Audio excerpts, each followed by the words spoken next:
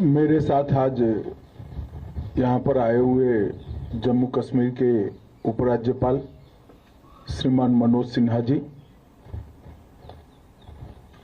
भारत सरकार के गृह सचिव श्री गोविंद मोहन जी, आईबी के निर्देशक श्री तपन डेका जी, आपके डीजीपी साहब, उपस्थित सभी वरिष्ठ अधिकारीगण और मेरे प्यारे सीमा प्रहरियों, आज मैं तो यहाँ आया हूँ भारत सरकार और समस्त 140 करोड़ की जनता की ओर से आप जिनका प्रतिनिधित्व करते हैं, इस सभी सीमा प्रहरियों का बहुत बहुत धन्यवाद और सबको बहुत शुभकामनाएं देने के लिए आया।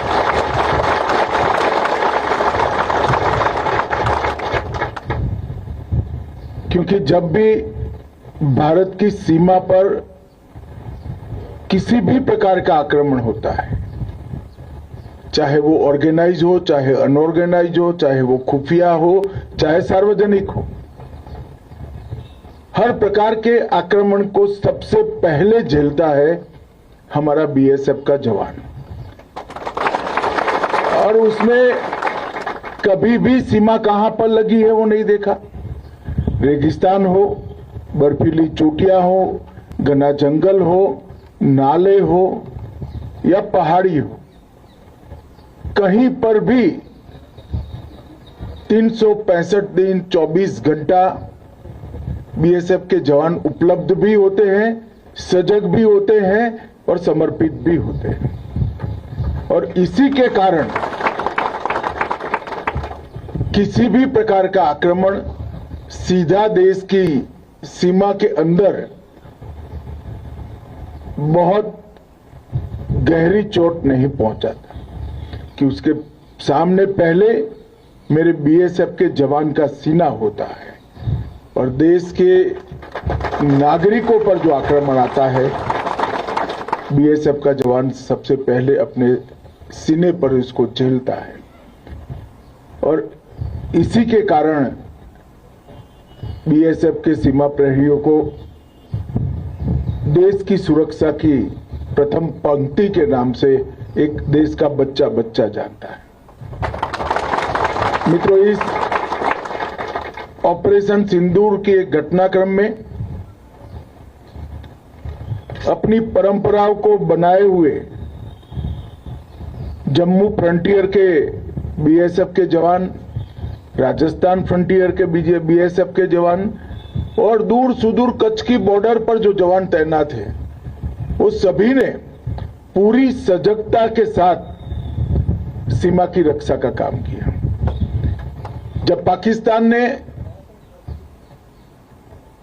हमारे आतंकवादियों के अड्डे पर किए हुए हमले का जवाब में हमारी सीमा और हमारे नागरिक रिहायशी इलाकों में हमला किया, तब जम्मू फ्रंटियर अकेले में लगभग 118 से ज्यादा पाकिस्तान की पोस्टों को तबाह और नुकसान पहुंचाने का काम हमारे बीएसएफ के जवानों ने किया।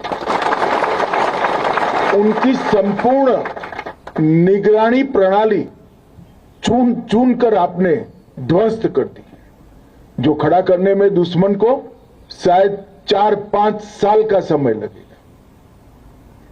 इसका मतलब यह होता है कि शांति काल में भी आपने आपकी पैनी नजर इनके व्यूहात्मक स्थानों पर बनाए रखी।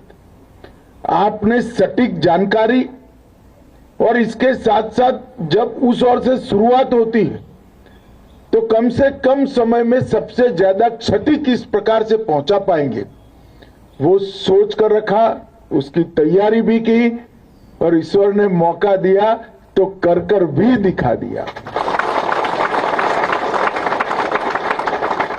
मैंने आपके डीजी साहब से मुझे जो रिपोर्ट मिली उसको बारीकी से देखा है।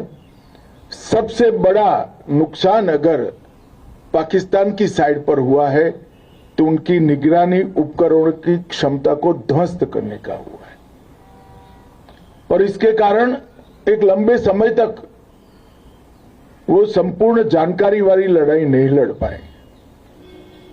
एक 3 दिन के समय के अंदर 118 से ज्यादा पोस्टों को नुकसान करना या पूर्णतया ध्वस्त करना ये बहुत बड़ी बात होती है और ये बहादुरी तभी होती है जब देश पर गर्व होता है, दिल में देशभक्ति की भावना होती है और सर्वोच्च बलिदान देने का जज्बा होता है, तभी जाकर ये परिणाम आता है।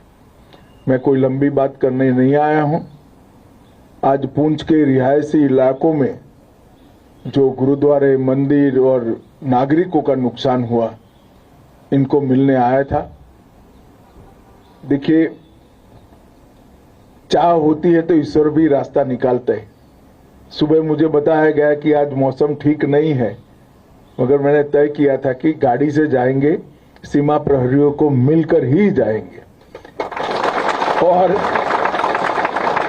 ईश्वर ने ही अनुकूलता कर दी। मौसम भी ठीक है, आपके साथ मिलना भी हो जाएगा और आपको मैं देश की जनता की ओर से बहुत बहुत आपका आभार भी करना चाहता था, आपको शुभकामनाएं भी देना चाहता था, क्योंकि जनप्रतिनिधि के नाते हम जहां जहां जाते हैं तो निश्चित रूप से आप मानकर चलिए, सेना के साथ बीएसएफ का भी इतना ही जयकारा लगता है जितना सेना के जवानों का लगता है। और ये मेरे लिए, आप सबके लिए, आपके डीजी साहब के लिए एक गर्व की बात है कि बीएसएफ के जवानों का ये शौर्य, पराक्रम, समर्पण और बलिदान बच्चे बच्चे तक पहुंचा है। वो हम सब के लिए गर्व की बात है। फिर से एक बार आप सभी का बहुत बहुत अभिनंदन और बहुत बहुत शुभकामनाएं। नमस्कार। भारत माता की जय।